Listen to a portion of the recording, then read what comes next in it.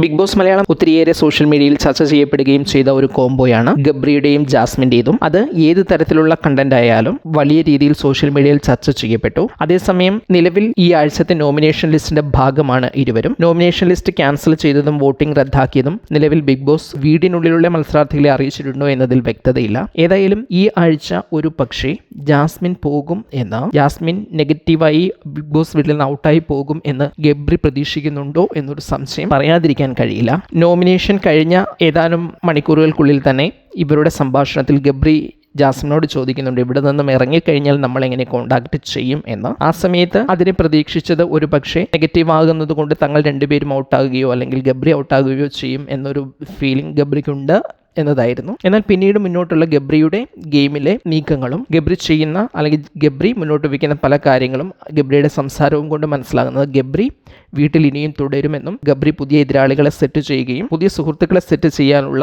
ആദ്യ ശ്രമങ്ങൾ തുടങ്ങി വെക്കുകയും ചെയ്യുന്നുണ്ട് എന്നാണ്.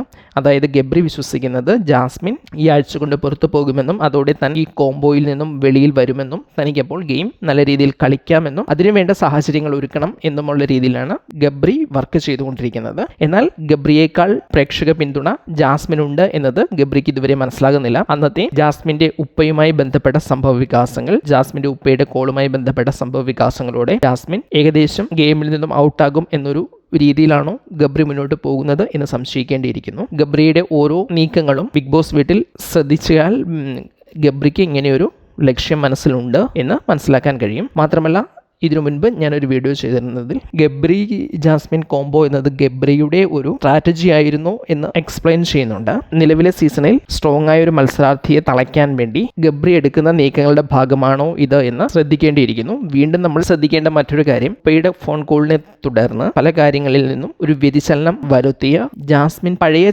രീതിയിലേക്ക് തന്നെ തിരികെ കൊണ്ടുവന്നതിൽ ഗബ്രിയുടെ പങ്ക് വളരെ വലുതാണ് എന്ന് പറയാതിരിക്കാൻ കഴിയില്ല. എന്തൊക്കെ സംഭവിച്ചാലും ഈ പ്രശ്നങ്ങൾ രൂക്ഷമായി ജാസ്മിൻ കരഞ്ഞുകൊണ്ടിരിക്കുമ്പോഴും ഗബ്രി പറയുന്നുണ്ട് തൻ്റെ പോയിന്റ് ഇതാണ്, താൻ തെറ്റൊന്നും ചെയ്തിട്ടില്ല, താൻ ചെയ്യുന്നതെല്ലാം വിശദീകരണം ഇതാണ് എന്ന് പറഞ്ഞുകൊണ്ട് അവിടെ തന്നെ വ്യക്തമായിട്ട് നയം പ്രഖ്യാപിക്കുന്നുണ്ട്. അതായത് ഗബ്രി ആ രീതിയിൽ മുന്നോട്ട് പോകും എന്ന രീതിയിൽ ജാസ്മിന് ധൈര്യം കൊടുക്കുന്നുണ്ട്. പിന്നീട് ഇതേ രീതിയിൽ തുടരാൻ ജാസ്മിൻ തയ്യാറാകുന്നതിന് ഒരു പ്രധാന കാരണവും ഗബ്രിയുടെ ഇടപെടൽ തന്നെ. നിങ്ങളുടെ അഭിപ്രായത്തിൽ ഈ കോംബോ എങ്ങനെയായിരിക്കും മുന്നോട്ട് പോകുക അല്ലെങ്കിൽ അവസാനിക്കുക എന്ന് കമന്റ് ചെയ്യൂ.